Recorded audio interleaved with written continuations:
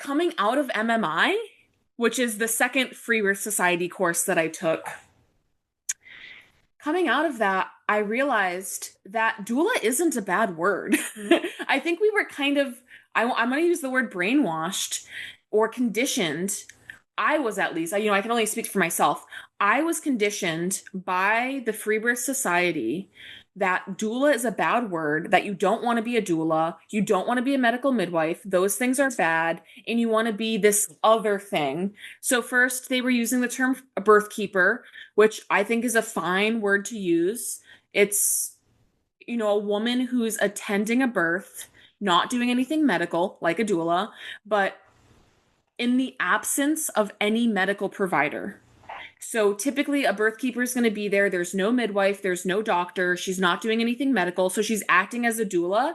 But typically a doula is going to work in the presence of a doctor or a midwife. So I guess that's the big difference. But for some reason, the word birth keeper shifted, and Emily and Yolanda and, some of these other free birth advocate or educators, whatever you want to call them, for some reason, the term birth keeper shifted, and now they want to be midwives. And I think that kind of muddies the waters, because most people are going to see a midwife as a woman who is coming to a birth with medical skills and hands-on skills.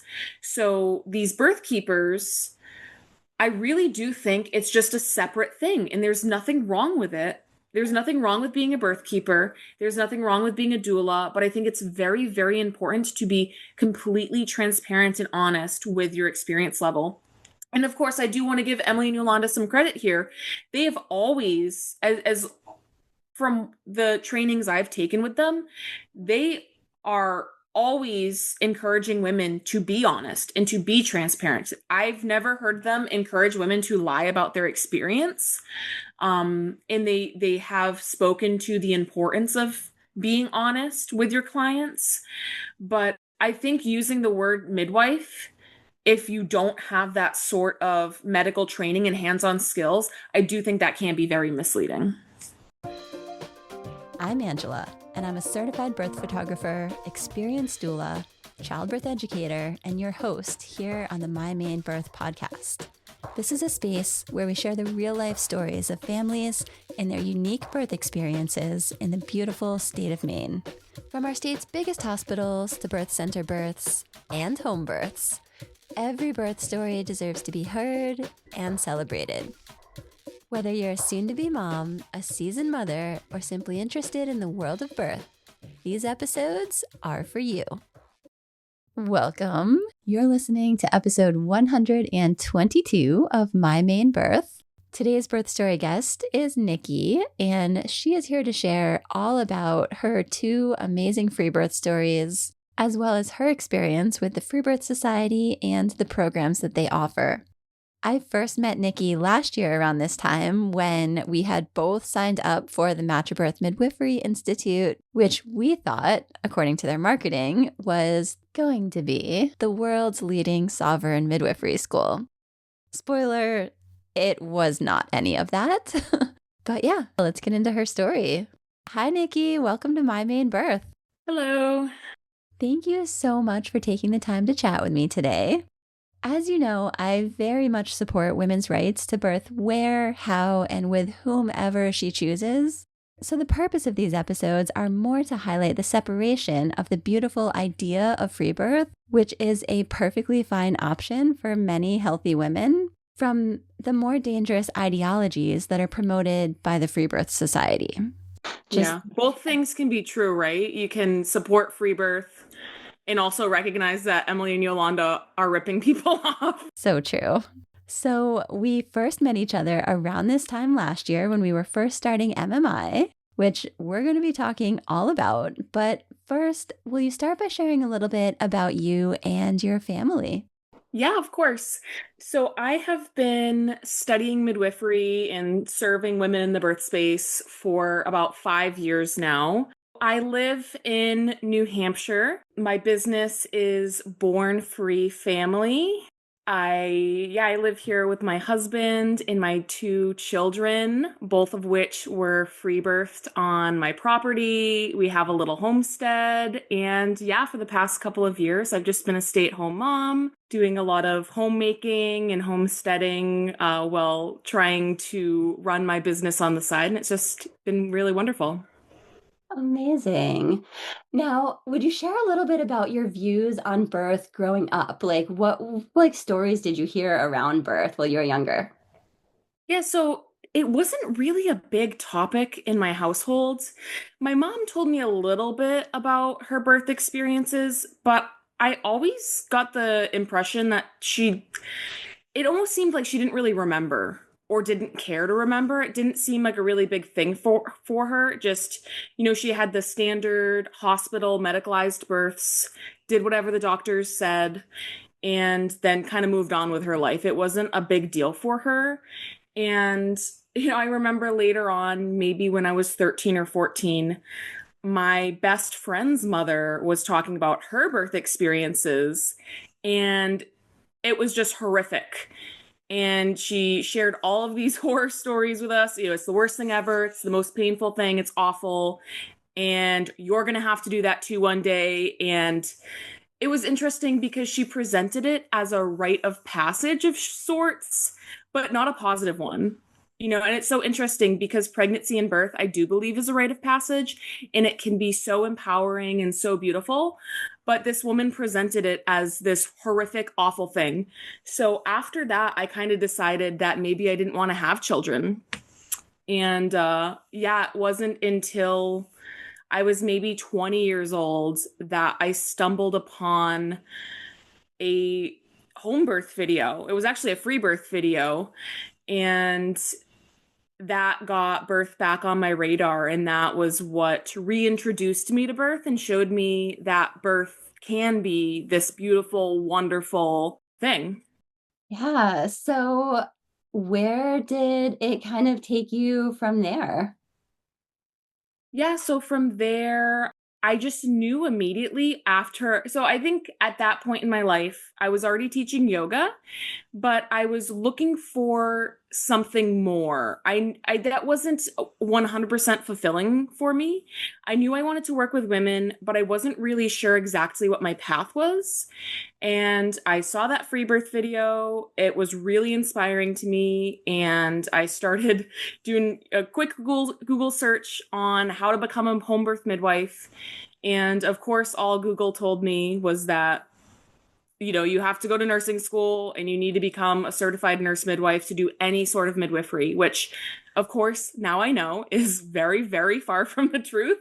But at that time, I was searching for my path, so I just was going to do whatever it took. So I enrolled in nursing school, did that for a few years, and then while I was in nursing school, that's when it was actually my now husband introduced me to my mentor and the woman that I apprenticed under. And yeah, so he was the one that told me that there was another path into midwifery and that I didn't have to go to nursing school and do all this stuff. So I did graduate from nursing school, but after that, I started a midwifery apprenticeship. Oh my gosh, that's so cool. I love that your husband led you in that direction. Yeah, it was kind of funny because when he brought it up, I was very dismissive of what he was saying because I'm thinking, you're just a guy. What do you know? He didn't have any kids.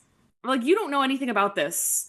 And it turns out his old roommate was a midwife and she was training midwives in the home that they were living in. So he actually knew a lot more about midwifery than I did, even at the time. Oh my gosh, that's amazing. Wow. So, what kind of, yeah, happened then after you finished nursing school? How did things go for you? Yeah, so I started my apprenticeship. I did that for about 4 years. And I think, and at the time I was also working as a doula, just trying to get as much experience in birth as I could. I also worked as a nurse for a little bit, not in any sort of birth or, a maternity capacity, but I just, whatever, just a job to get through my apprenticeship. And Yeah, so I think about 2 years into my midwifery apprenticeship, I discovered the Freebirth Society. It was actually my very first, she wasn't really a client, it was just a friend who invited me to her birth. It was the very first birth I attended, was a home birth with a midwife. And she was the woman who introduced me to the Freebirth Society, but I didn't really get into it until a couple years later. Learned about the Radical BirthKeeper School, and then at that point, I enrolled in the Radical BirthKeeper School. It just seemed, based on how it was presented to me, it seemed like my beliefs were very in line with them. At this time, like I said, I was still doing my medical midwifery apprenticeship, but I was looking for something more, and I was looking for something a little bit more outside of the system. So what were your thoughts like as you were going through your apprenticeship with a midwife, maybe some experiences that came up throughout that program that might have led you to start the Radical Birth Keeper School? Like what were you kind of noticing throughout your years during Yeah. apprenticeship that kind of led you there? Yeah, so the midwife I was working with was pretty respectful of women's autonomy. There were, I don't think any red flags were being raised at that point for me. I was still very medical in my thinking from my indoctrination in nursing school and just my entire life of indoctrination that birth is in the hospital and it's this medicalized event and it's dangerous. So I think it was a very slow progression of me getting more and more out of the system, me questioning more things.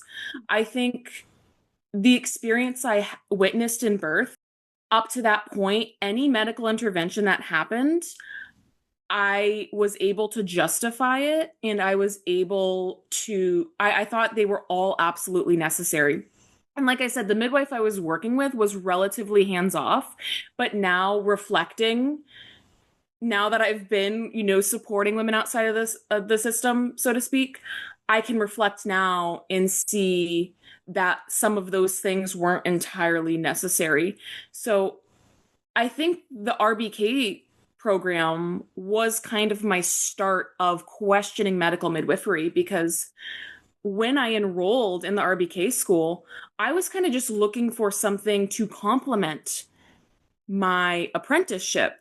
I was still fully sold on the medical midwifery model. And yeah, it wasn't until that program where I started to question things. And a lot of the things that came up in that program that Emily and Yolanda taught, I had never even thought of. There was this this one time, I think I really didn't even know what I was getting myself into. I think I was I don't know what I was expecting, but yeah, at the beginning of the program, she Emily was talking about how basically no medical interventions and no monitoring is necessary at all. Like, you don't need any prenatal care, you don't need any of this. And of course, that was opposite of what I had known to be true at that point. So we kind of went back and forth about whether things like taking vital signs, like taking blood pressure or doing blood draws. Because to me, and even now I still think this, that is just a method of collecting information. And it's really what you're going to do with that information. You could take a high blood pressure and just transfer a woman and say, nah, sorry, you're not my client anymore. I'm transferring you to an OB and you can birth in a hospital. But you don't necessarily always have to do that over a high blood pressure reading. So yeah, me and Emily kind of went back and forth on that. Yeah. You had like private conversations outside of like the class, or No, it was during class. Yeah. Yeah. It was pretty much all during class, but it was interesting because throughout that program, I think it might have been a 12-week program, but throughout that program, things slowly started to unravel for me. And, some things I agreed with and some things I disagreed with. Because even after I completed the RBK school, I continued on with my midwifery apprenticeship, and I went into women's homes. I took their blood pressure. I drew their labs. I attended births in the capacity of a student. So, I'm listening to heart tones. I'm doing all of the things that Emily and Yolanda disagree with, So I think at that point in my life, I was still pretty balanced. I took what resonated with me and I still continued to do my own thing. Yeah, so you didn't feel too manipulated then in the RBK school with like those conversations you were having back and forth, or was it No, kind of manipulative?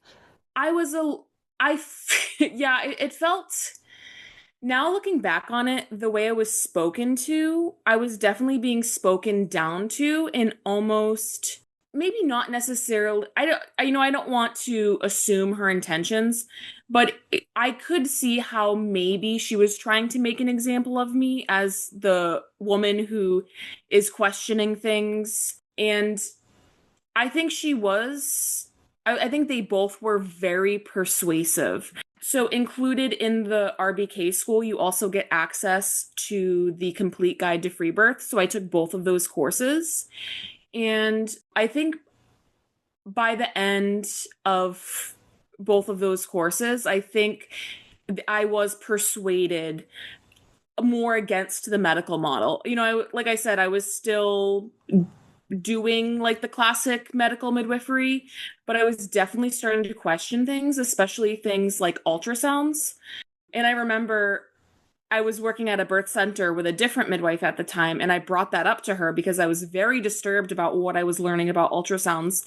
And of course, especially Yolanda presents it as something that can be very, very dangerous for the baby. And I have done my own research on this, and it's that you can take it both ways. But yeah, I just remember there were things I was learning that I would bring to the midwives I was apprenticing under, and I was just so concerned about these things that I was learning. And thankfully, they were able to kind of bring me back into the middle ground. So when it came to the ultrasound, this woman told me, yes, there is potential for harm, especially if you're doing multiple ultrasounds, excessive ultrasounds. But if you're just doing an anatomy scan at 20 weeks, that could give you valuable information that you might want to know. And of course, women should have the right to decline or accept these sort of tests. So I'm really grateful that I had women in my life, midwives, who were able to kind of complement what I was learning from Emily and Yolanda. I think that really, really benefited me to kind of keep me more moderate and more open-minded. Yeah, totally. So you finished the RBK school. How long was it until you found out you were pregnant for the first time after that? So I think it was another 2 years, maybe a little less than 2 years. So, would you tell me about how you found out you were pregnant and your thoughts in choosing your care? Yeah, so I got pregnant a month after our wedding. So we weren't really trying, but we weren't, we were going to start trying soon. I guess I wasn't active. Like I had stopped using like any sort of cycle tracking for birth control. Yes, we got pregnant very quickly. And at that point, I had thought that I wanted the main midwife who I was apprenticing with. I had thought that I had wanted her to attend my birth at that time. And it wasn't until towards the end of my pregnancy, actually, that I had decided that I just couldn't have her there. I think it was a mix between wanting to free birth, but also personal issues that we were having. I just had a feeling that if she was at my birth, that it wouldn't end well, basically. I had a feeling that I think the word sabotage is kind of abrasive, but yeah, I felt like I would be kind of better off by myself. Yeah, so how were you feeling throughout that pregnancy?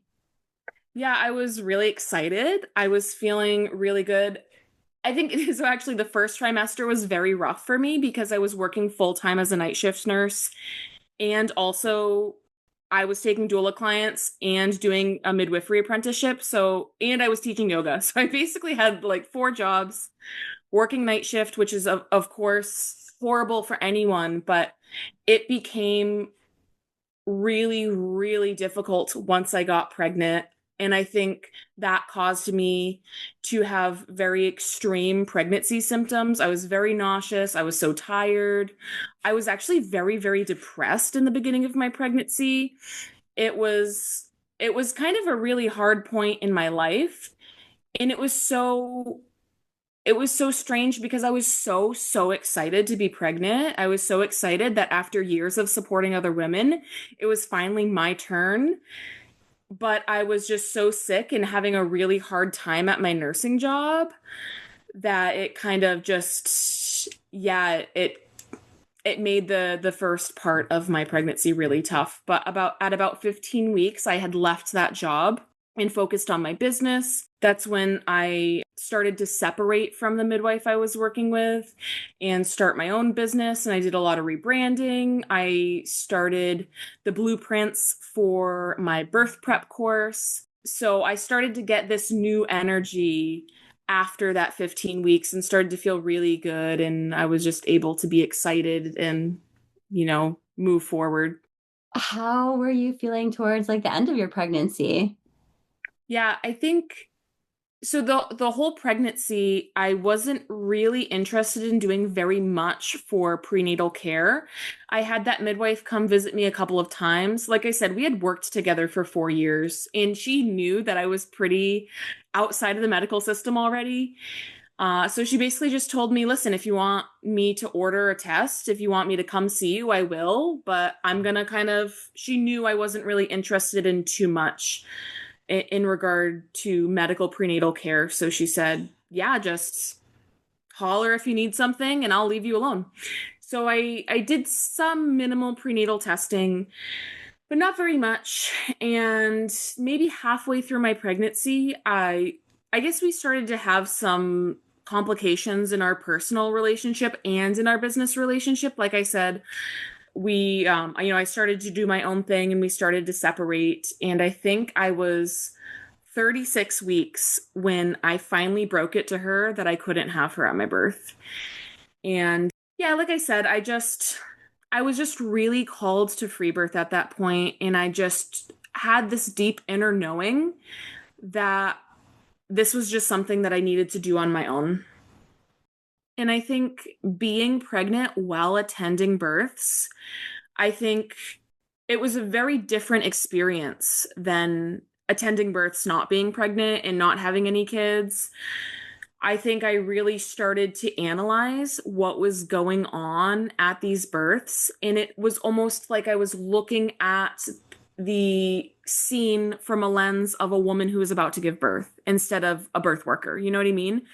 So I was seeing things that people were doing at these births, and I'm thinking, I would never want someone to come into my birth space and do these things. And it doesn't mean that those things are necessarily wrong or disruptive. It just would have been for me personally. So some women are very interested in all of the testing. They want to birth in the hospital. They don't care if nurses and doctors that they've never met are in their space while they're birthing. And that's totally fine for them. But I mean, this woman was basically my best friend, and I knew I couldn't have her there, you know? So I think we're just all different. And I'm very glad that I was able to have that insight to set myself up for the birth that was going to work out for me. What were the final weeks and then days leading up to when your labor started looking like? Yeah, I feel very lucky that I just enjoy being pregnant. I feel really natural being pregnant. I was really focusing on my nutrition. I was focusing on exercising, preparing for baby. Yeah, it's funny because I was setting myself up to be pregnant for like mentally. I was telling myself, don't expect to have the baby until 42 weeks at least, 44 weeks, because I didn't want to be focused on that due date and then go past it and then be really disappointed and start to get uncomfortable, because I've seen so many women have that experience where they're thinking, "Okay, I was supposed to have this baby 2 weeks ago," and that's when I think the end of pregnancy symptoms really start to get exacerbated because they're thinking in their head, I should have already had this baby. But I ended up having her a day after the projected due date. So it's funny. I was ready in a sense, but I think mentally and spiritually, I was not ready because I'm telling myself, okay, you still have another 2 weeks at least.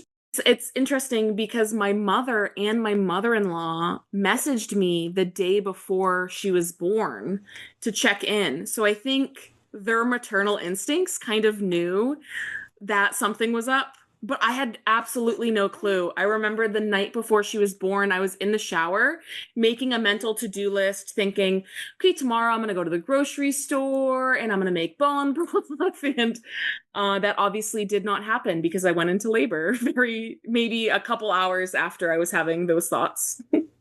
Oh my goodness. So how did things get started? Yeah, it was 2:30 in the morning. I was just settling into bed. And right when I laid down, I started having sensations. They were pretty mild, kind of like a lower, crampy sensations.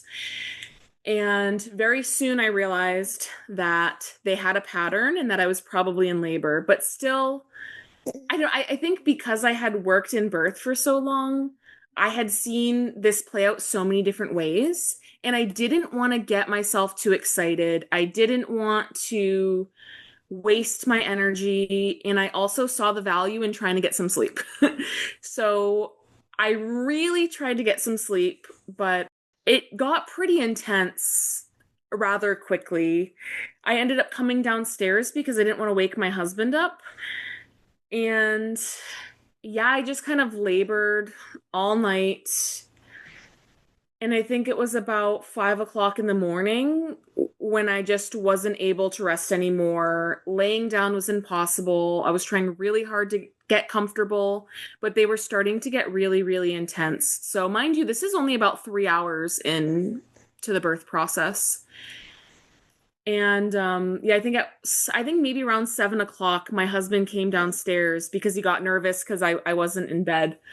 And still at this point, even though I'm having very intense contractions, I'm thinking, this is probably, I'm probably not going to have the baby until later tonight, but it might, once the sun comes up, it might just fizzle out completely. And it could be a couple more weeks, because I'm thinking of all of these different scenarios that I've seen play out. But no, it kept chugging along and gradually gaining in intensity. And it's kind of funny because, I told you I had that to-do list in my head. So I'm thinking, well, I better check some things off of this to-do list, because I might be having a baby tonight.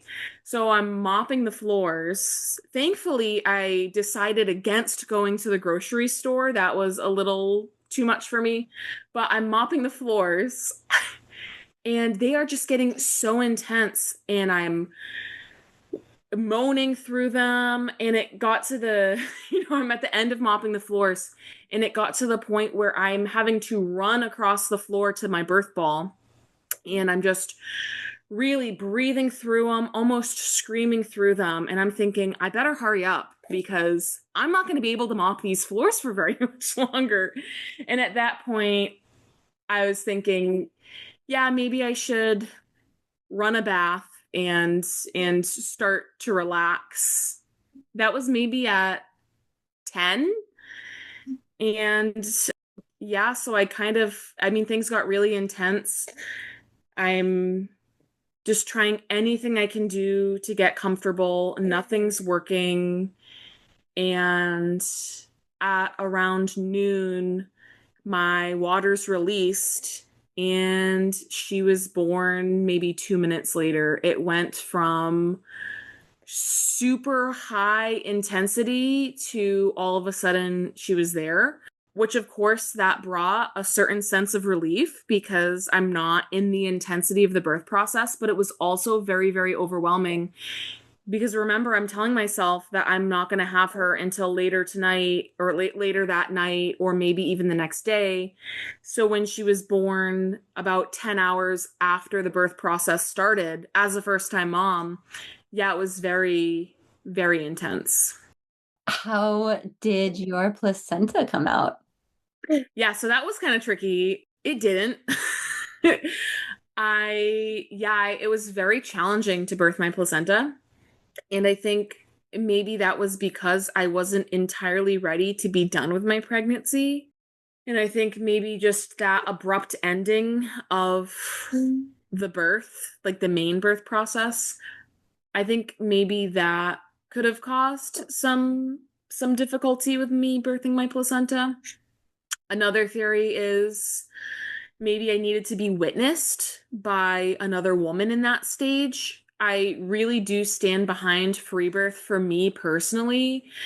I mean, I didn't, during the birth process, I couldn't even really be witnessed by my husband. I mean, if he said anything or even touched me, I was just really, I think for me in the birth process, I'm just so at such a heightened state that any extra stimulus is just too much for me. So, most women want that constant attention and support of their husband or another woman. But for me, I just really need to go through that journey alone. And that was consistent for me in both of my births. It's a solo journey for me. But yeah, so it was the next day after my daughter was born. And I mean, I felt like I had tried everything to birth this placenta. And I wasn't really worried because I wasn't excessively bleeding. I felt really good. I didn't feel sick. I wasn't having any other indicators that something was wrong, but I just knew that the placenta needed to come out and it was pretty stressful. I was still able to establish a breastfeeding relationship with my daughter. I was still able to bond with her and start resting and relaxing, but still in the background of everything was the truth that I needed to birth my placenta. So, yeah, the next day, the main midwife I apprenticed with, she actually texted me in the middle of the night and asked me if my daughter was born. She just had this intuitive sense that it was the day of the eclipse that she was born. There was a solar eclipse. So she texted me and said, I don't know if it was the eclipse or I don't know if your daughter was born, but she knew something. She could sense like a shift in the energies or something.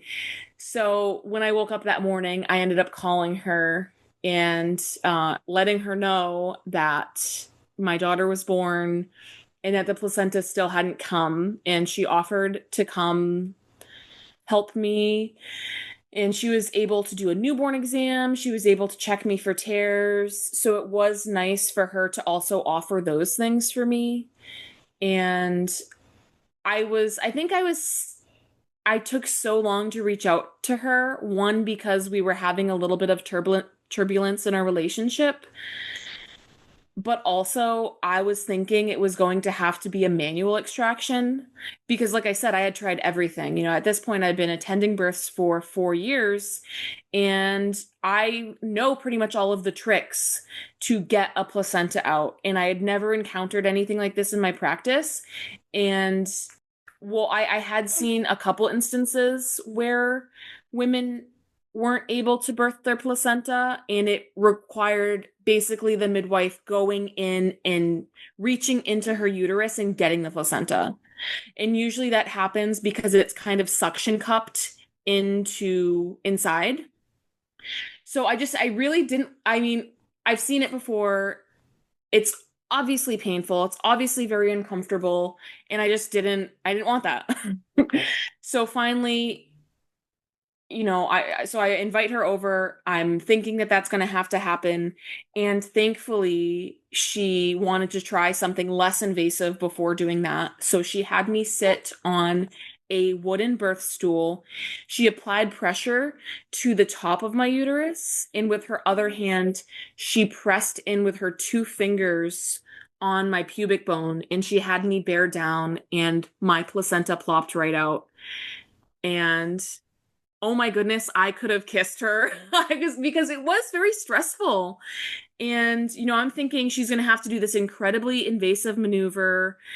And yeah, so I was so grateful to her to be able to support me, even after all of the kind of drama that we had had in our personal life, even after separating professionally. I was just so incredibly grateful that she was able to come and support me and help me and just kind of hold space for me.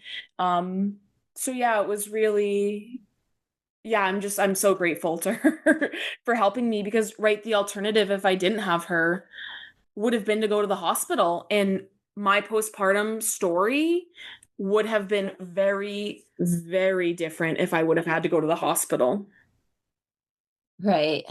So, how was your postpartum time? Yeah, I mean, in some ways it was so magical and wonderful. And then in other ways it was pretty challenging. I think, I'm very lucky to have an easy time breastfeeding, so both of my children just latched immediately. But I did feel kind of unsupported. My mother and my mother-in-law both came. My mother stayed for a week, and then a couple weeks later, my mother-in-law stayed for a month. So we did have people in the home who were very supportive. But I think just as a first-time mom, I didn't really exactly know what I needed. And, even as a woman who had worked in birth for 4 years, I just didn't know until I had my own experience.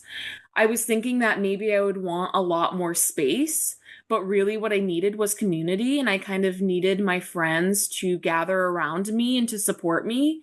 And I think I just didn't advocate for myself.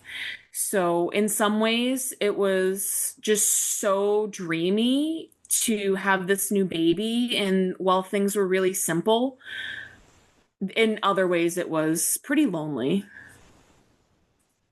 Yeah, postpartum can be a lot of ups and downs for sure. Yeah. So, what paths did you take with your birth work after that?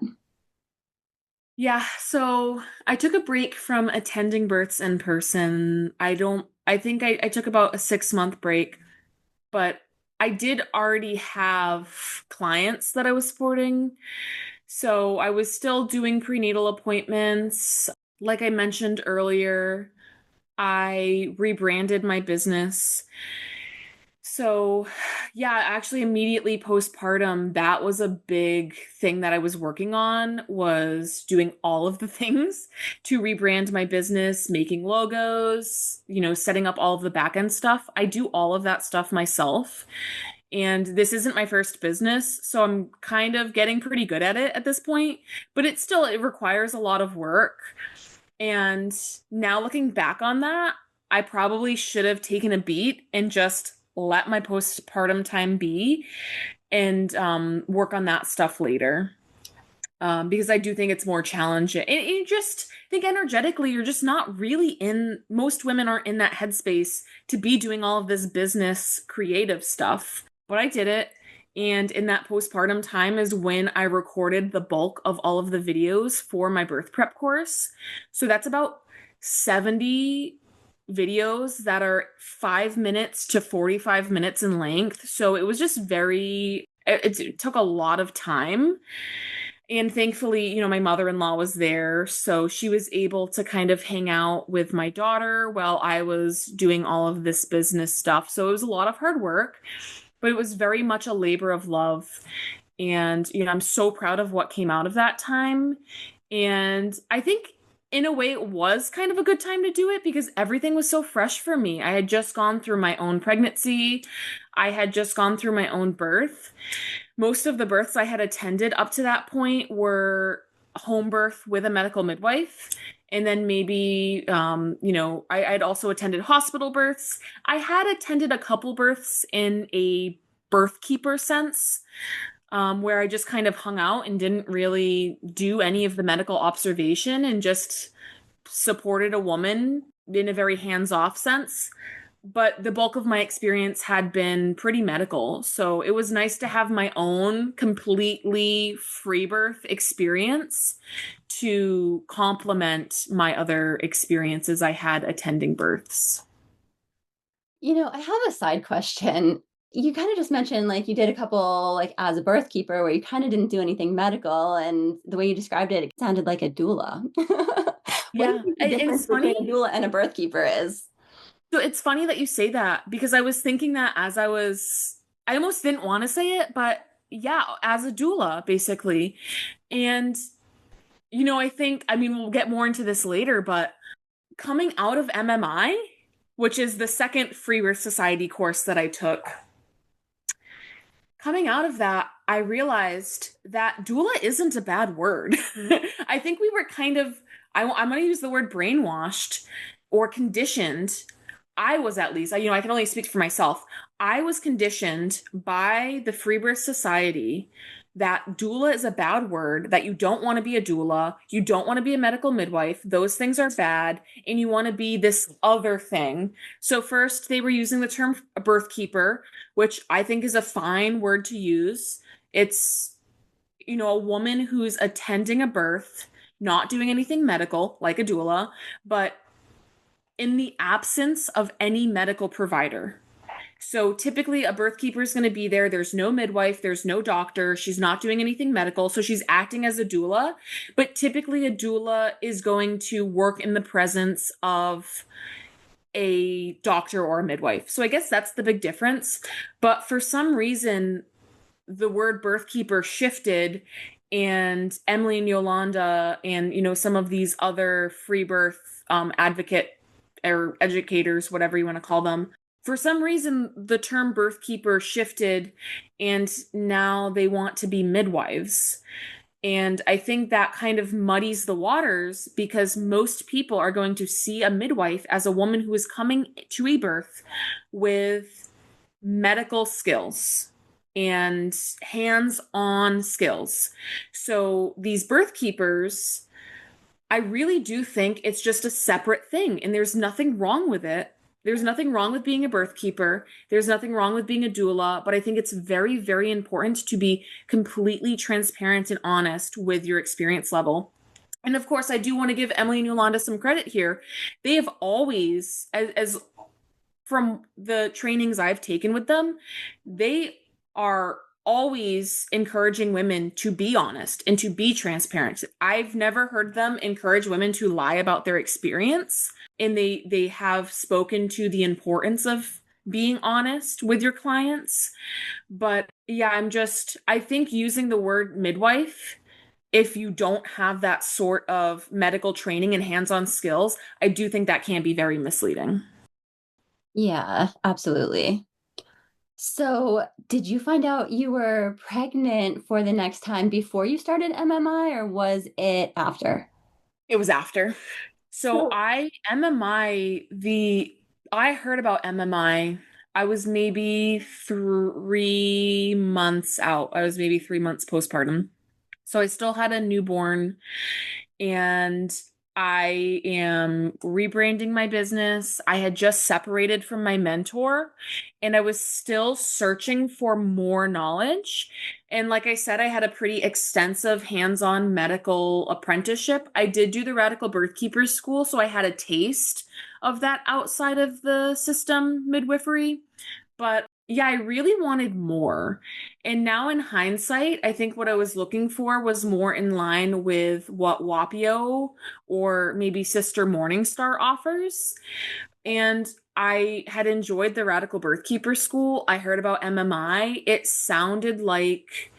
basically sounded like it was going to be similar to the Radical Birth Keeper School, but way more in depth. And that's exactly what I was looking for. I was looking for more knowledge from the outside of the system perspective. I wasn't really interested in any more medical knowledge. So, I mean, that's not what I was looking for at all. And yeah, unfortunately, that's not really what I received from the program. yeah. When did you start to notice that things were lacking? I think I was so excited in the beginning, and it was also a huge financial investment for me.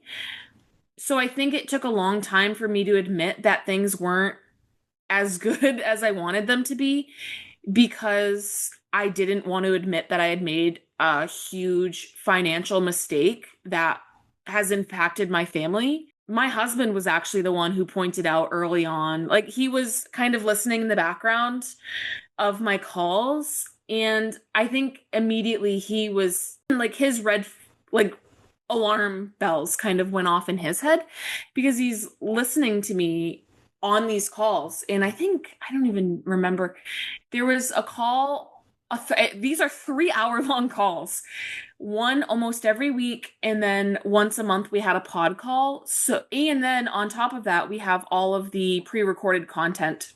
So I'm on the computer listening to this all day almost.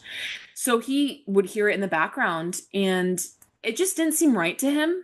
It seemed like a bunch of fluff. So he would ask me, are you really getting your money's worth out of this program? What is the return on investment? Because he's thinking, my wife's not really working very much. He's mainly supporting our household financially, which he is absolutely fine with. But for me to take out, you know, a $9,000 investment in my business, he wants to make sure there's going to be a return on that investment. Yeah. So anyways, to answer your question, I was really excited in the beginning. I did notice that it was the same exact things in the Radical BirthKeeper school, because we got the outline of the program in the beginning, and it was pretty much exactly the same topics that we talked about in the Radical BirthKeeper school. So that was an initial red flag, but I'm still hoping that we're going to go more in depth. And my biggest intention with starting this program was to learn more about the business side of things, which we kind of touched on in RBK, but not enough, I didn't think. So I'm just really hoping that I'm going to learn more about the business side of things. And yeah, they really kind of sold that aspect of it, but then it's the fourth quarter, like they covered it a little bit, I guess. Yeah, I really didn't like how it was set up. And in the Radical BirthKeeper school, it was the birth section. It was kind of split up into 3 parts. So it was birth, the self-mastery stuff, and then the business stuff. And we were doing all of those simultaneously through the 12 weeks. So I was kind of expecting that in MMI. So I'm thinking, I'm going to get a year of business coaching. But really, that's not what we got at all. And I actually didn't even get to that part. It was the first quarter, I think, when Yolanda had hopped on and talked about a birth that she attended in Nicaragua that kind of freaked the whole cohort out a little bit. What were your thoughts on? Out of respect for like her privacy, I'm not going to get into too many details, but she hopped on to a call. So like I mentioned, we have these almost weekly calls, and she came into this call and wanted to kind of debrief a birth that she had attended with us, which isn't abnormal. That's a lot of what we were doing in the program. Sometimes students would debrief. I debriefed a birth that I attended. Emily and Yolanda would frequently debrief births that they were attending. So it wasn't out of the ordinary at first, but she was basically debriefing a birth where something went wrong, and it had clearly really rattled her. I mean, she was very shaken up by this birth, and I felt like she had came on. So most of the women in the program are either brand new birth workers, or they haven't even started their careers in birth work. And I felt like she was very inappropriate in the way she was basically trauma dumping and fear mongering into the whole room. Basically told women that if they were going to attend births, that they were probably going to get arrested and go to jail, that there's no way to attend births safely, there's no way to attend births legally, which is absolute complete baloney.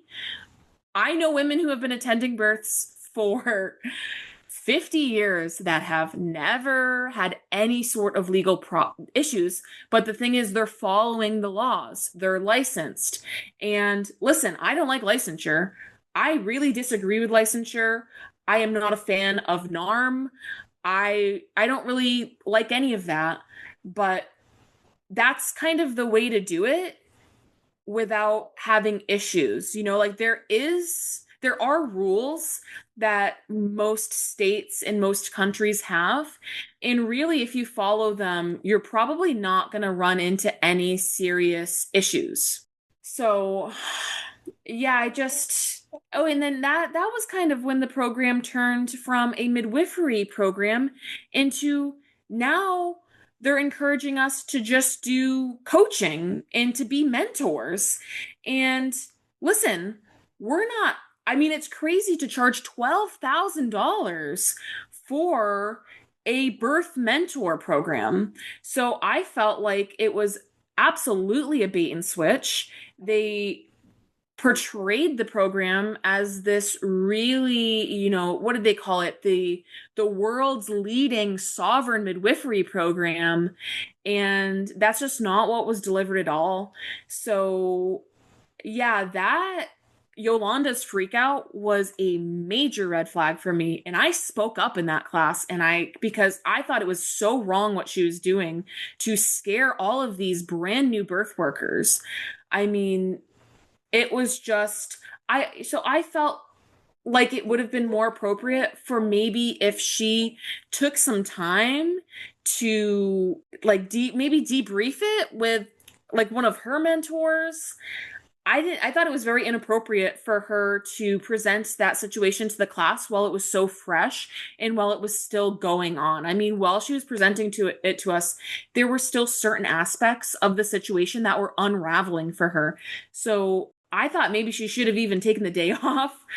Yeah, it was just very inappropriate, I thought. So yeah, maybe that was in the first quarter. And then the second quarter comes around, which is the birth quarter. And it was very, very much lacking. I was very disappointed by the program and what they were presenting. But again, I was still not wanting to admit that I had made this huge financial mistake. And I was just trying to get whatever I could out of it and was trying to be positive and whatever. And it wasn't until I started speaking to other women who were in the program. And I probably spoke with maybe about 15 women because I was, again, I'm trying to get the most out of this program. So I was doing a lot of one-on-ones with other women who are in the program. I'm doing a lot of meetings. I'm, messaging women, and I was starting to realize I'm not the only one who's thinking this is lacking. And yeah, it seemed like almost half of the women who were in the program were at least a little bit disappointed by the content thus far. And a lot of women were wanting more.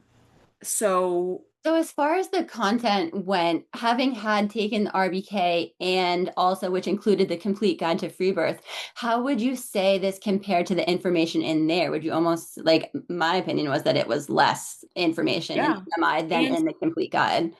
Not only was it less information, it was longer videos, but it was just a lot of ranting and rambling. Like there was no cohesive flow to the videos. It just seemed like, especially Yolanda's videos, was her talking around in circles around a topic and never really making any clear or concise points.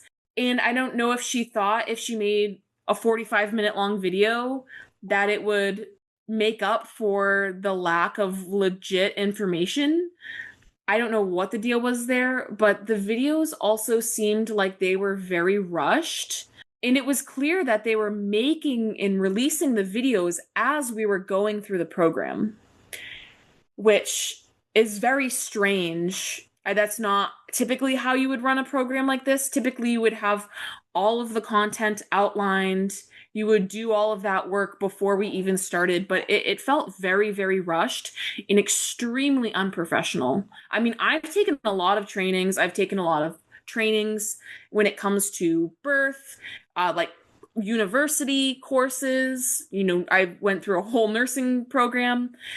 So I've done a lot of different types of courses, and I've never experienced one as messy and unprofessional as this one. Seriously. And like I said, I really enjoyed the Radical BirthKeeper School. I felt like the Radical BirthKeeper School, those videos were polished and professional, and they were pretty much to the point.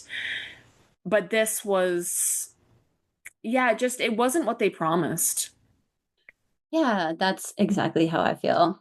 So, did your views on birth as a whole start to shift at all throughout the program as things especially started to unfold, like just leading up to when you decided to remove yourself from the program? So I think while I was in the program, my views on birth were pretty extreme. I think that started in my first pregnancy, towards the end of my first pregnancy, and then I think I once I had this free birth where things went pretty well. I mean, my birth was pretty simple and straightforward. We talked about the complication with the placenta, but other than that, I mean, my birth was totally simple and straightforward. So I think that kind of proved my point that things only go wrong because midwives are coming in and sabotaging birth. And then, of course, that belief was reinforced from what we were learning in this program. So I think, especially in the beginning of the program, my views of outside of the system birth were very extreme. And while I was in the program, I started attending births again. And I had actually attended a couple of home births, one with a midwife and one with just me present, where things didn't go quite right. Both of those births turned into hospital transfers. And yeah, that was very confusing for me. The first one I blamed on the midwife. I said she just wasn't patient enough. She just didn't want to wait. Maybe she was scared. Maybe it was because of her licensure. She didn't want to get in trouble, whatever. And that birth actually ended up in a surgical birth because the baby was breech and the hospital wasn't willing to do a vaginal breech delivery, especially on a first time mom. So that was very confusing for me. And I was kind of going back and forth on, what if it was just me there? Would she have had this awesome home birth? Or would something bad have happened to her or the baby? So I was that was very confronting for me. I'm trying to figure out, and of course, there's really no way to know, but that was when I started to question, okay, is medical intervention sometimes necessary? And then the next birth I attended was just me present, and she was in labor for like 4 days. And eventually she decided to transfer to the hospital. And honestly, I was relieved because I was starting to get nervous too. But I'm being told in this program that women only transfer if they have bad support, basically. And I actually debriefed that birth with the class during one of our live classes. And I left that class feeling like crap. I, yeah, I mean, I'm not sure if this was her intention, but Emily basically made me feel like I was a bad birth worker and that, there's really no reason to transfer unless it's a blatant emergency or unless a woman just has inadequate birth support. So, yeah, I was almost further confused and I was really questioning myself as a birth attendant. Yeah, I remember that call, and I remember feeling very sad for you as she was basically tearing you apart. Like, I Yeah. was like, oh no, like, Yeah. because like where I was coming from, I wasn't like fully also like, ingrained in like free birth or bust, I guess. So I could see, I guess, the nuance in it. And I was just, yeah, that was Yeah. hard to see her treat you that way in that call. Also, I want to just insert here that we were also being told that it was normal for women to be in labor for 4 or 5 days. So, up to this point, right, I'm attending births with a medical midwife. And typically, yeah, there'd be a transfer before that point. So, this is kind of a new thing for me. Oh, right. Okay. So, it can be normal for a woman to be in labor for that long. So, on one hand, I was really trying to support this woman. But on the other hand, I still have it in the back of my head. This isn't normal. There is something preventing her from birthing her baby. And so I was very conflicted because up to that point, I felt like longer births, there was something wrong, and there is something that's, and it could be a number of things. It could be her physiology, it could be something with the baby that's kind of holding the baby up, it could be something hormonally, maybe she can't get comfortable. I mean, there are so many reasons that cause these longer births. And I don't think it's normal. And I think a skilled birth worker can help women to not be in labor for 4 days. But it was kind of being presented to us as this is just in the range of normal. And you just need to be down with being in a woman's home for a week. Yeah, so it was confusing to me. I felt like, oh, maybe I'm just not as knowledgeable as I thought I was. I just don't have the experience that I thought I did. I was very much gaslighting myself. And then after months of debriefing this birth, after months of mulling it over in my head, I just couldn't let this birth go. Like I needed to figure it out. And after really analyzing it, I've came back to what I originally thought to be true, which is it's not really normal to be in birth for that long. No woman wants to be in labor for 5 days. It's ridiculous to expect birth attendants to be in a woman's home for that long and to just move in and live with her, which is basically what we were being encouraged to do. You just, if you're not down to move in with a woman for 2 weeks, then you can't do this work. And I just think that's absolutely ridiculous. And thankfully, I've come back to reality to recognize that that's not normal. And also to recognize that sometimes it's necessary to transfer to the hospital. And it can be for a complication or an emergency, but it can also just be because a birth is taking a really long time and a woman is exhausted or she wants pain relief. Whatever reason a woman chooses to transfer is valid, and it's really not any of my business to judge her. Exactly. And I feel like that is something that is kind of promoted within the communities and the courses is not directly, but in their persuasive ways. It's like, oh, well, they couldn't do it. There must be something wrong. How did they co-create that? Yeah. When like sometimes maybe things just happen and like that is what it is. Yeah. And just the shaming of people, like if they don't, is like, I just feel like that was really not okay.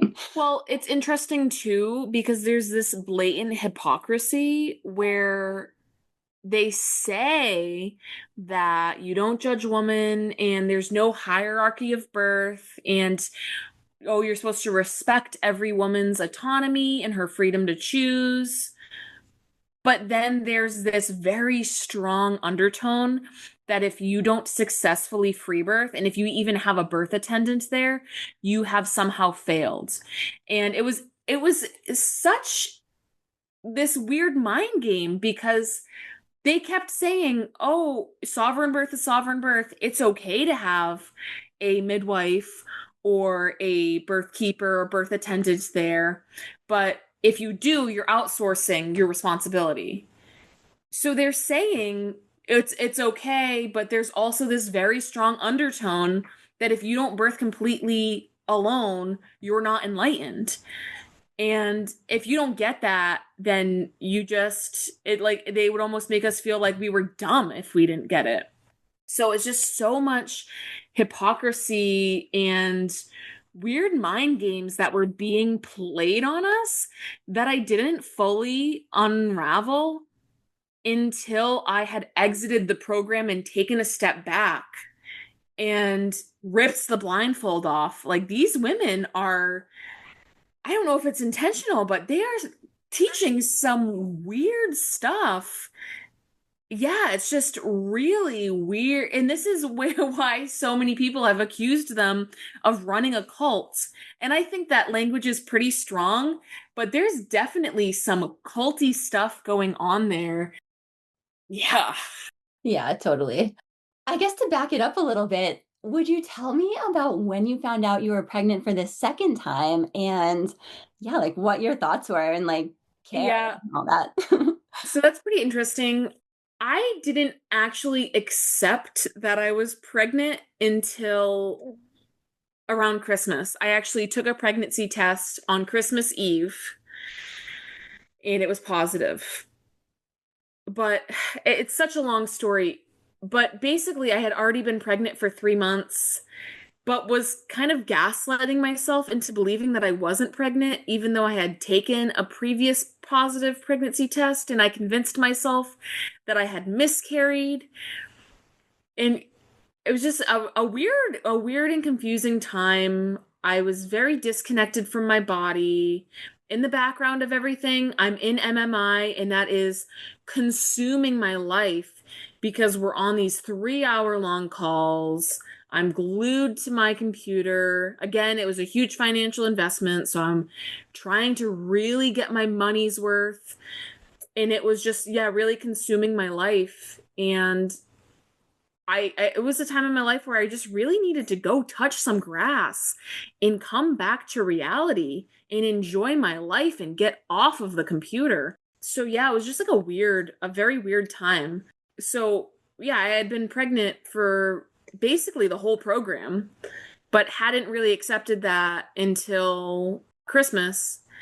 And then I think it gets confusing with the numbers, but I had thought I was 6 weeks and I could feel kicking, could feel movement inside, which is not really possible that early.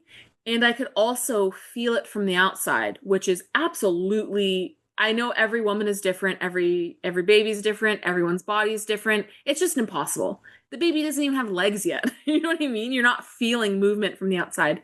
So that was my first clue that I was further along than I thought I did. So I had 3 possible conception dates. So I just kind of bumped it up to the middle one. And then, yeah, after some other assessments, I actually had listened with a Doppler, which of course we're being taught in MMI that the Doppler is the devil and it's going to kill your baby. So I listened with the Doppler because I would have been 10 weeks along at that point. And it's possible to hear with a Doppler at 10 weeks, but it's going to usually take a little bit to find the heartbeat. And it's also going to be very low, like right above the pubic bone. And I had a feeling I'd find it around my navel. So that was my test to see if I was further along. So that and my measurements consistently, I was measuring bigger than I would have been. I kind of used some of those assessments to determine my real conception date. So what were you thinking then at that point? So my first due date was the end of August, and then it moved up to the beginning of July, and then it moved up to the end of May. So it was, yeah, to be 3 months off is crazy, but also to not know you're pregnant or just to be blatantly denying that you're pregnant for 3 months, that That was actually really hard for me. I felt like really bad about how disconnected I was from my body. I felt really sad about missing the entire first trimester of my pregnancy. Yeah, I mean, I try to be very connected with my body and very in tune. And now I can kind of see that it was because I was so obsessed with this program that I wasn't really able to live in my body and be in the moment. And that, of course, is my responsibility. So I'm not blaming that on any program or anyone else, but yeah, it was really kind of like disappointing and sad that I had missed so much of my pregnancy, especially as someone who loves pregnancy so much. It was kind of a bummer, but yeah, I mean, it is what it is. So, how are you feeling then, like after that, like into the new year as things progressed? I had another pretty straightforward pregnancy. I had a lot of anxiety in this pregnancy. I Death in stillbirth and miscarriage was an overarching theme that just kept coming up over and over again. So we talked about it in MMI, but I had also taken a training on supporting women through loss. And I had also made it one of my personal missions to support women through loss and to kind of shed light on it. And at first it didn't bother me, but as I progressed through my pregnancy, there were a lot of women in the Lighthouse membership. I was also in the Freebirth Society membership. There were a lot of women who were experiencing loss. So it felt like every time I logged in to Mighty Networks into that the membership, it felt like every time I logged on, there was someone talking about how they lost their baby. So and also it was being very much normalized in the program. Um yeah, I don't I so in my own experience attending births, I had only ever experienced one baby who had passed, and that baby had passed a couple days after they were born. So to me, it's not like stillbirth isn't normal. I know it happens and I know sometimes it can't be prevented, but that I don't think it's that common. But for some reason in this program, they were presenting it as something it was weird. They're using this weird language like, well, it's not common, but it's not uncommon. Okay, what does that mean? If it's, those are two opposites. If it's not uncommon, then it's common. So that was kind of weird. But I felt like upon further reflection, I think some of those losses probably could have been prevented if there was some sort of assessment prenatally or if there was a skilled birth professional present during the birth. So I still stand by that every woman has the right to decide what kind of birth they want to have, where they want to birth, and who they want present at their birth. So I don't want to blame any families for what they choose. It's always a horrible thing when a baby passes, no matter how it happens. And I don't think we should be blaming families who are mourning and grieving. But I think maybe in the Freebirth Society sphere, I think they were normalizing it a little too much. And so And to also basically, have that nuance in the mindset of like free birth or bust, because I yeah, feel like a lot of, it was a lot of persuasion to like be free birth or bust, or very bad things will happen to you if you go into yeah, the medical system at any point for any yeah. reason. And Well, so there's that fear mongering of if you go to the hospital, they're going to assault you, which is true sometimes, but I know women and I have attended births who actually had positive experiences in the hospital. Do I think I would have a positive experience in the hospital? No, because of who I am as a person. I'm very adverse to the medical system. I wouldn't go unless it was an absolute emergency, but some women are looking for those services. And it really is a shame because even the woman I attended who ended up transferring, she felt an incredible amount of guilt and shame. And she didn't even want to share her birth story. And still, almost a year later, she is still having a hard time navigating that. And I think it's mainly because of that home birth or bust mentality. She definitely didn't have that mentality the whole time through her pregnancy. She always told me that she would rather go to the hospital than have something happen to her baby. But still, that free birth or bust mentality is very prevalent in the community, and it made it so she doesn't really feel safe sharing her birth story with any of those women, and I think that's so sad. Yeah, yeah, it really is. Yeah. But, to come full circle, I kind of got a little off topic, but so death was a reoccurring theme that kept coming up over and over again through my whole pregnancy. And it really started to mess with my mind. Like, is this a sign? And I mean, I can talk about it now because I mean, as you can see, I'm holding my son and he's perfectly healthy, but there were times in my pregnancy where I was absolutely convinced that I was going to have a stillbirth. And it was really painful and challenging. And it was, yeah, it brought up an overwhelming amount of anxiety. I was constantly questioning myself. Am I doing something wrong? Like, should I be doing something? Like, yeah, it was really difficult. And thankfully I did seek out, I'm doing my own assessments as someone who's completed a midwifery training, but I eventually went and saw, this was actually after I had left MMI. I sought out a midwife in my community who I had attended births with and who I trusted and who I knew was free birth friendly. And I went in for a prenatal appointment with her, and she was just able to reflect back to me kind of what I knew from doing my own assessments, but it was just really comforting to get a second opinion. And I think if I would have stayed in the program and stayed in with that indoctrination of, free birth and wild pregnancy, I think I might not have done that.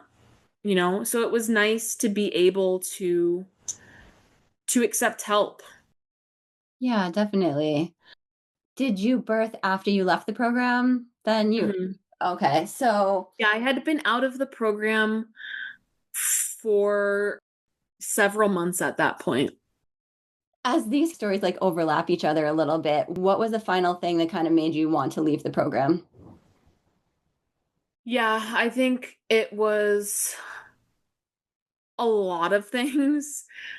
There was one woman who was kicked out of the program who was actually in my RBK cohort, and she wanted to stay in the program and she was removed for speaking her mind. What she said wasn't even that bad.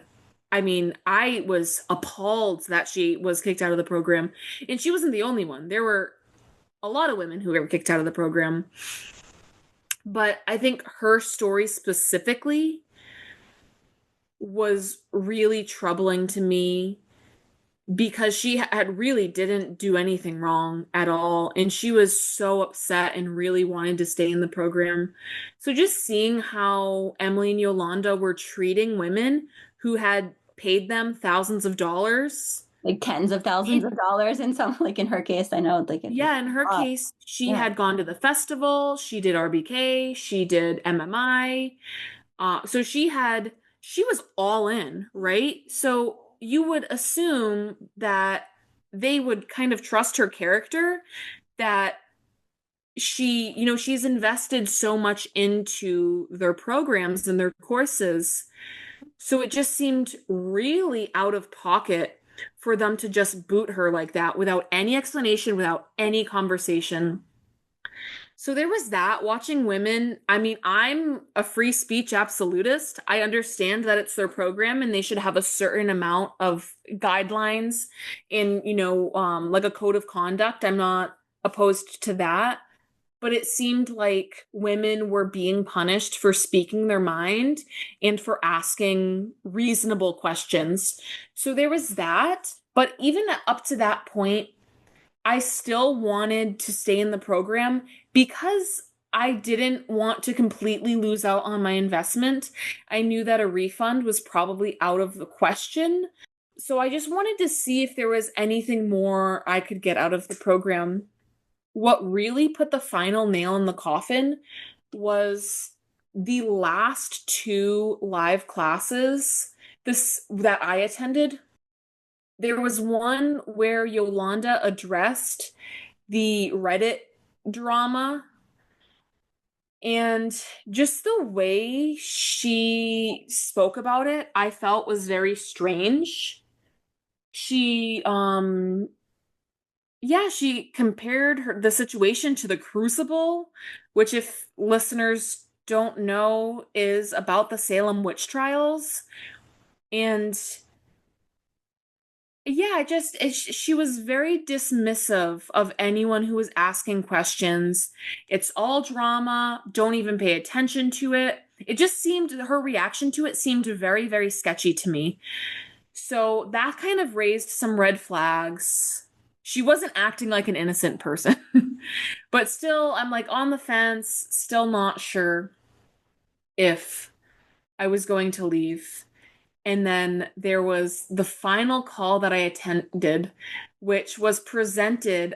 I'm trying to remember the exact language that they used. I think it was a time to join our hearts in connection.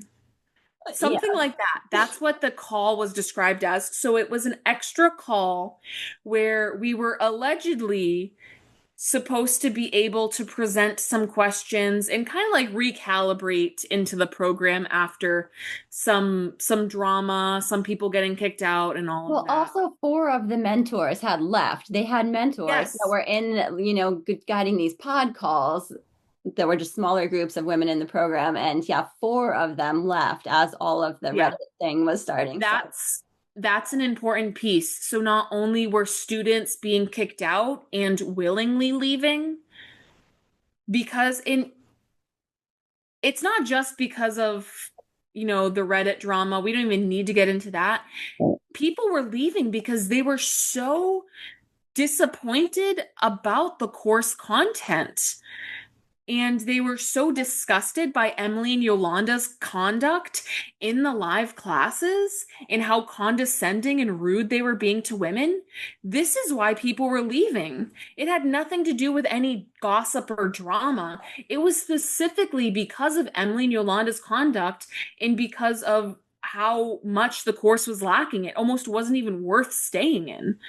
So, in that call, the call starts out with Emily making legal threats to the entire Zoom room because people were recording the live classes and they were posting it on Reddit, sharing it privately, which is another thing that was very disturbing to me.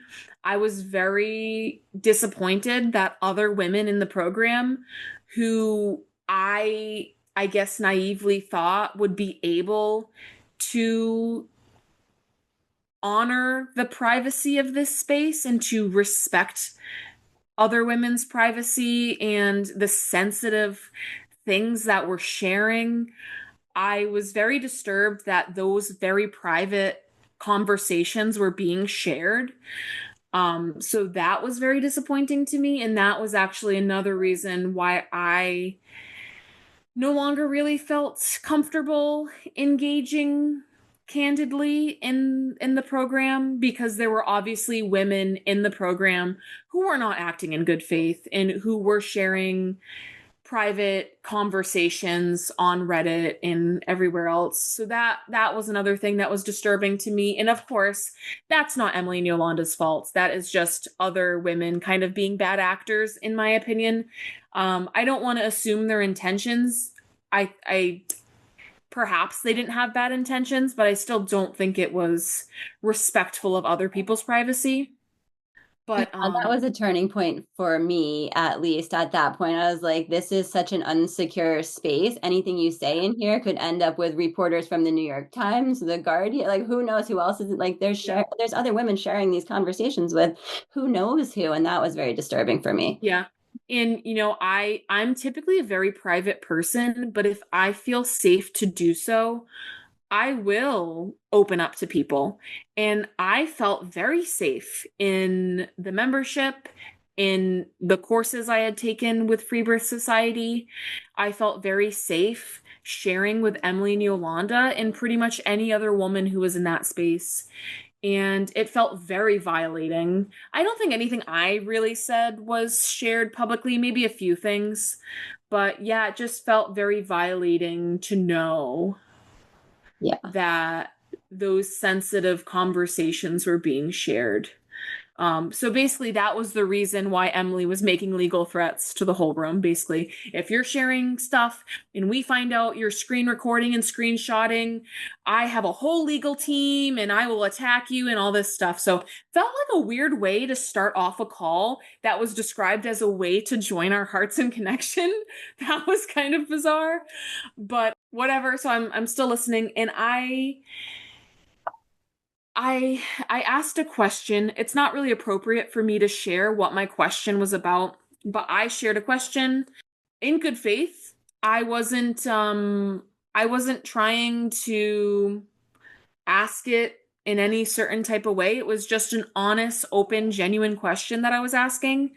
And the way I was turned on not only by Emily and Yolanda, but by other women in the course was very disturbing to me. Like I said, I had no ulterior motives asking this question.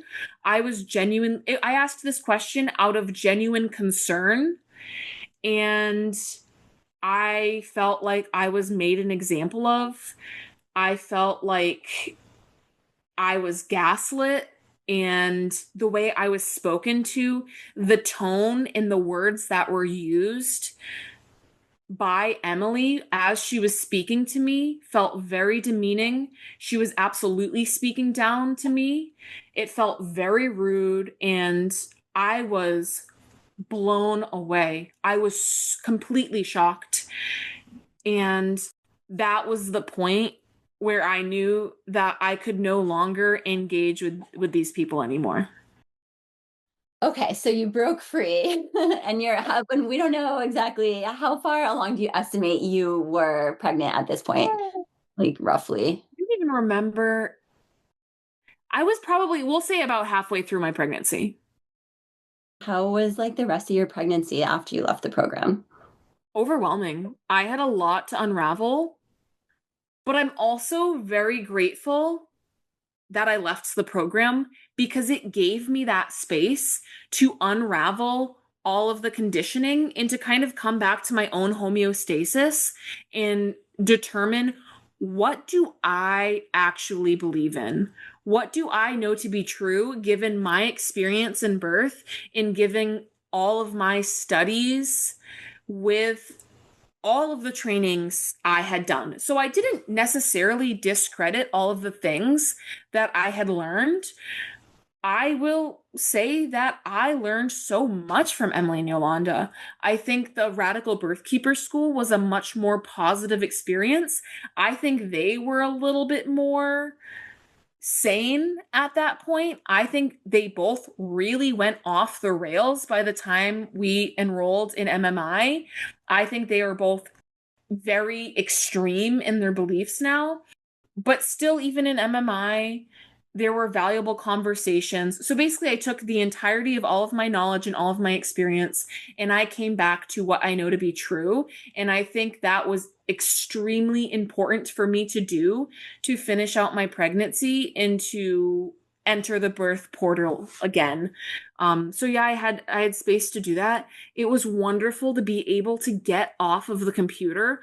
I probably didn't touch my computer for the whole rest of my pregnancy unless it was, things I needed to do for business. But yeah, I even took a step back from my business and I really cut back on what I was doing. Now I am only doing a weekly newsletter and a monthly free resource. I moderate some other groups.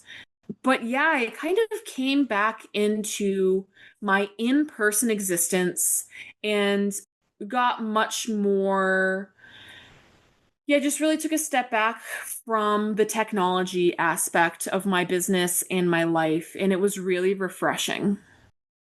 What were the final weeks and then days leading up to when your labor started looking like? It was still, I was still very anxious. I was very, very anxious because of all of the stillbirths that were happening in the membership. I was afraid that I was going to basically turn into a statistic of women who had lost their babies in the Freebirth Society realm. I was so anxious, and I was trying to stay grounded. I was trying to connect with my baby, and I was trying to enjoy my time with my older toddler as, my last few weeks with her as an only child, and just enjoy my husband and enjoy my life. And I think for the most part, I was enjoying my pregnancy. I still felt good. Physically, I felt really good, but it was kind of like that lingering fear in the back of my head. And yeah, it was just a weird time because I didn't feel that way in my first pregnancy. I was so confident in my first pregnancy, and I just knew that everything was going to be perfect, and it was. And I just trusted myself and my body. And yeah, so it was definitely a challenge. And I think I'm grateful that these things presented themselves for me because I learned a lot. It really humbled me, and this experience really, I think, made me a better birth worker and made me, yeah, it just really humbled me. But as I entered the birth process this next time, it kind of all came back, and I just trusted my body. I let it unfold. This birth was very, very quick. It was only 3 hours.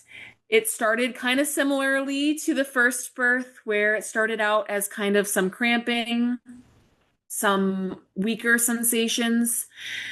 And so that started at 5:30 in the morning, right when I woke up. My older daughter woke me up, and then I started feeling sensations. My husband was already awake, so I didn't even tell him I was in labor yet, but he offered to take her so I could get some more sleep.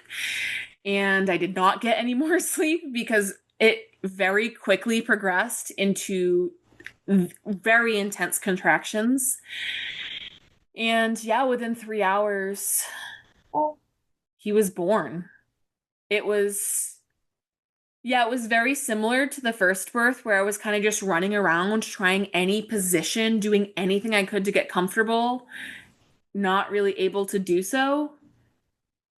And it was a little different.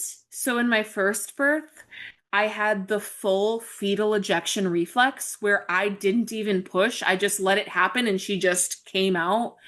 And this birth, I had a moment. I mean, I was screaming. It was so intense. It was so painful. So I'm up there screaming. And then I had a moment where I thought to kind of go inwards and to be more quiet and to kind of conserve my energy. And I squatted down. And then I got this overwhelming urge to push. And I actively pushed him out. And it was maybe 3 pushes, maybe more than that, maybe like 5. And then he was born, and I caught him, and he was pink and screaming, and he was perfectly healthy. And I think during the birth process, I had forgotten my fears, but just an overwhelming sense of relief as I saw him. And he was just clearly so healthy and so perfect, and he was thriving.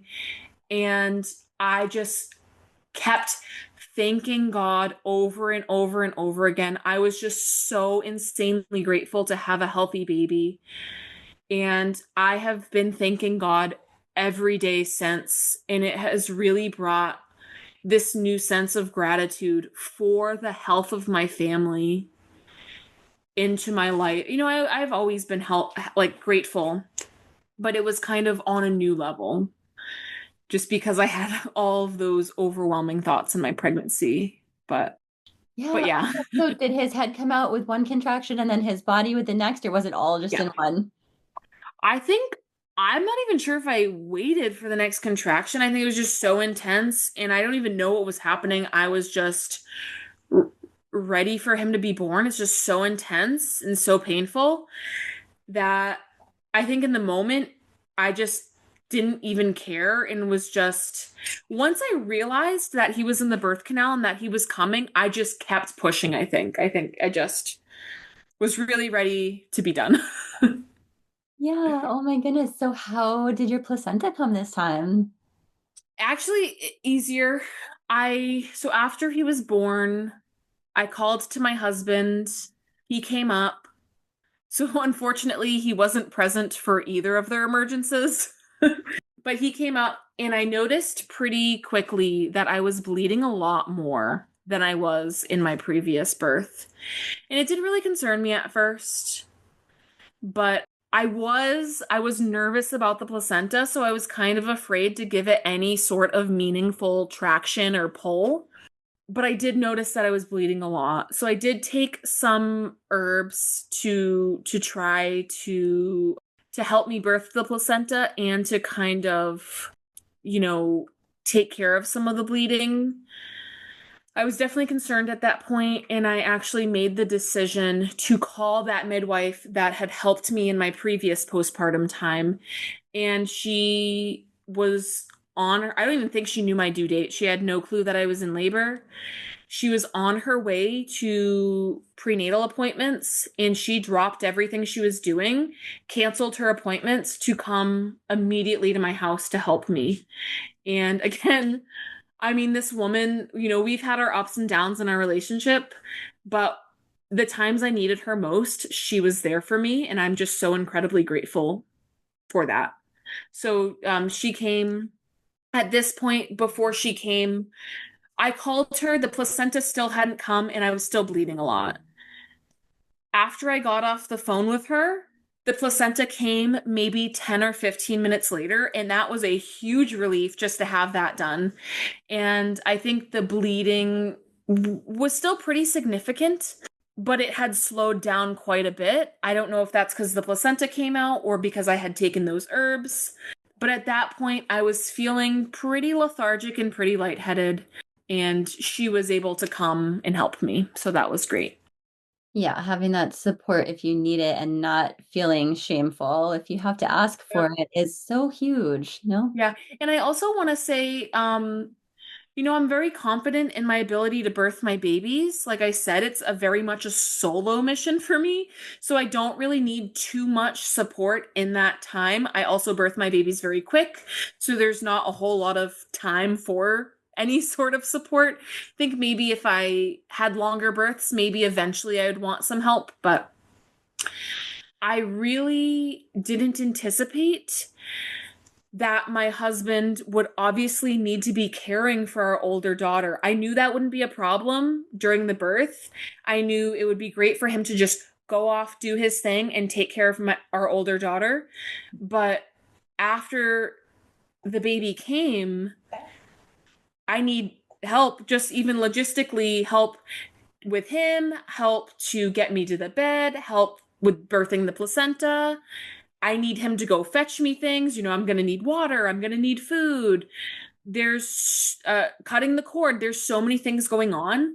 And I didn't really anticipate how challenging that would be for my husband. It was just impossible. He can't take care of our daughter and take care of me and clean up and do all of the things. So that was something I really didn't anticipate. So that was another reason why it was so nice to have this woman come, because she cleaned up, she put the placenta in the freezer. There are just so many things that she helped, that also it's just nice to have a seasoned birth professional there. My husband doesn't know all of the things that need to happen. This woman has attended hundreds of births. So she just came into my home, cleaned up, like she just knew exactly what to do to help in that moment. And I think that was a huge help as well. Yeah. Oh, that's awesome. So how, like, you're obviously still postpartum, but how was your like immediate postpartum and yeah, the last few months? A lot harder. I felt really, really good with my postpartum, with my first postpartum. I felt like I had this whole hormonal reset. I felt like immediately I had so much energy. I felt really strong.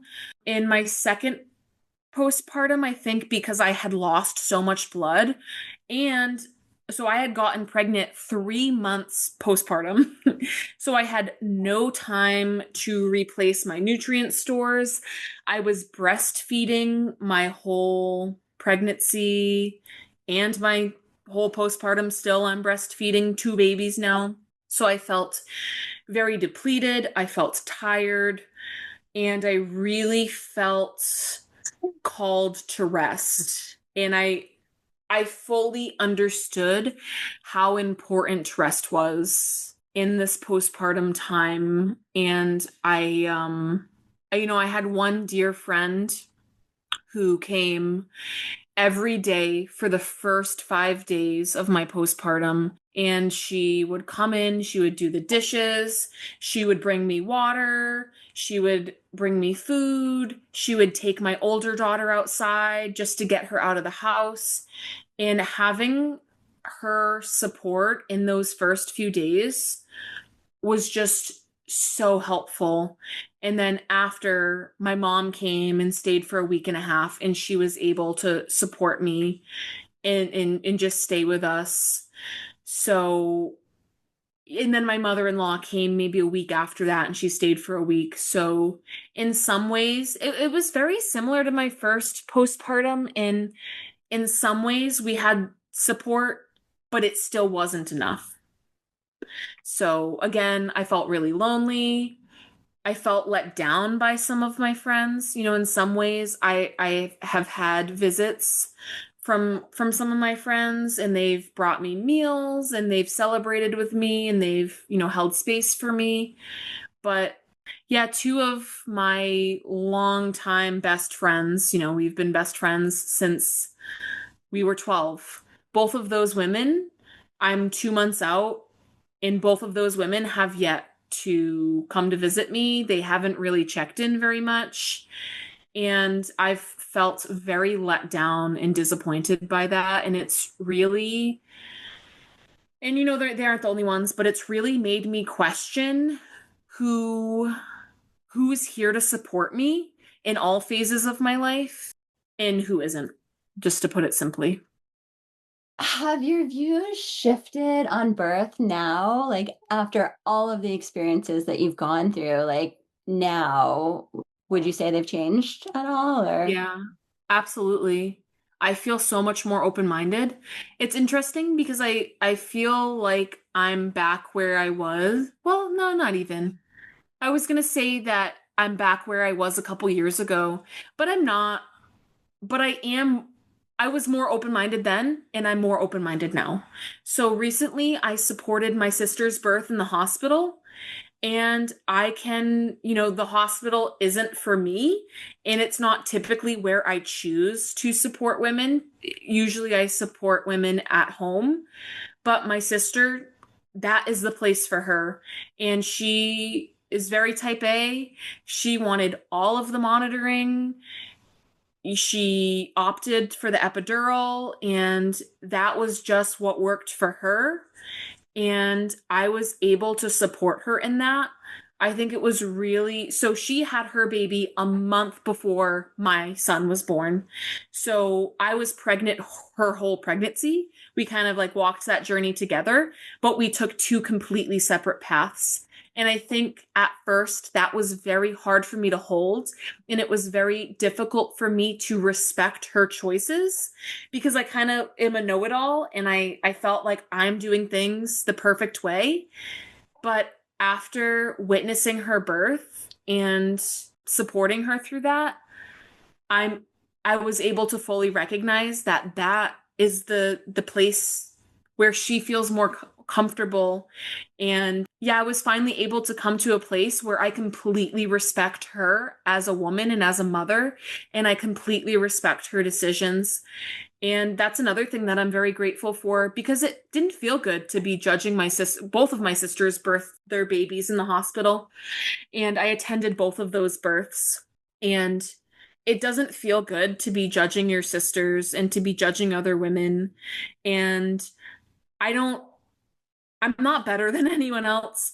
So it felt really nice to come to this point where I just completely respect them and we don't do things the same, and that's fine. And it's really none of my business how they want to birth their babies and how they want to raise their children. And yeah, it feels good. Yeah, it's kind of brings it right back to the whole point, I feel like, of why I'm doing all of these episodes. And it's to highlight that the idea of free birth is an amazing, beautiful idea that definitely works for a lot of women, but it doesn't become a good thing when it shifts into an ideology where it's like everyone should free birth. Yeah. Yeah, it can become very dogmatic, and I don't think everyone should free birth. Thinking about my sister's birth specifically, she she doesn't want a free birth, so there's that. But I also don't think that she's a good candidate for free birth. And at one point in my life, I thought that everyone could free birth. And I was excited. I had my own dreamy free birth. It was great. And I was just so excited. And I'm thinking, everyone should do this. Everyone should know this bliss and this joy. And, you know, and still I do see where I disagree with some of the practices that happen in the hospital. And I don't think that they are always, conducive to, the hormonal matrix and all of that. But I still think that not every woman, I want to be careful with my words, but I think it's important to have a certain level of knowledge and confidence to safely free birth. And I think there's a reason why some women transfer unnecessarily when they free birth. And when I say unnecessarily, I mean just without the presence of an emergency or complication. I think some people believe that you don't need to do any research to free birth, and that might be the case for some women, but I also think that they kind of got lucky. And I do think it's a good idea to have at least a certain foundation of knowledge. And I think one of the reasons why I am so confident free birthing is because I have so much experience in birth work and a foundational medical knowledge where if my baby did need to be resuscitated, I would know what to do. You know what I'm saying? Yeah, I definitely think it is important to do some research if you're planning on free birthing for sure, and to just be careful because, as we're highlighting, there is some misinformation out there in certain Yeah. programs. So, yeah. And then also, like you mentioned, there are ideologies on both sides. Like the hospital has their whole set of ideologies of how things should be, which, you know, isn't a good thing on either side, but to have these ideas and to just let women choose, do their own research and choose what's best for them, I think is really what's most important. Yeah, absolutely. And that's a huge reason why I created the birth my birth prep course is because I saw the value in providing information, and I tried to be as non-biased as possible, but I really just wanted to present women information so they could make their own decisions. I'm not really interested in telling people how they're supposed to birth, but I do think that it is very valuable to have real evidence-based information, because there's so much garbage out there, and there are so many people who are just giving their opinions without anything to back it. And I do think it is really valuable to have some sort of research or evidence to back what we're saying. Of course, there's a lot of anecdotal information that can be valuable. But yeah, I think it is helpful to present the medical perspective and the out of the system perspective and everything in between. And then women can just take that information and choose what feels best for themselves. Yeah, that's so important. So, how can people get a hold of you? What's your website? And is there anything else you want to share? Yeah, about your birth course. Yeah. So my website is bornfreefamily.com. I do mainly these days, I do coaching virtually. And I also support women locally in person for postpartum care. So I do stuff like yoni steaming, yoga, meditation, stuff like that. And yeah, I also have the Knowledge is Power birth prep course, which is my go at your own pace, comprehensive pregnancy, birth, postpartum, and newborn care resource. So you can find all of that on my website. And I also have contact information on there as well. So people can shoot me an email if they have any questions or if they want to get in contact with me. Awesome. Knowledge is power. I I love that. Yeah. Great Thank name you. for it. Awesome. Well, thank you so much, Nikki, for taking the time to chat with me today and for sharing your story. Yeah, thank you so much. This was really wonderful. Before you go, I just want to remind you I have a ton of resources for pregnancy and birth. If you're pregnant, whether you're a first-time mom or if this is your 5th baby, I want you to check out the show notes because I have some free trainings and free downloads that you can sign up for, as well as the link to access My Labor of Love, a comprehensive, self-paced online childbirth education course. I created this course specifically for moms who don't want to be told what to do, regardless of where you're birthing or who you're birthing with. And I'd honestly love to teach you everything that I know so that you can prepare for an autonomous birth experience and prepare to step into your role as the leader of your birth journey. So click to the show notes, check out all of those links, and if you ever have any questions, feel free to DM me at mymainbirth over on Instagram.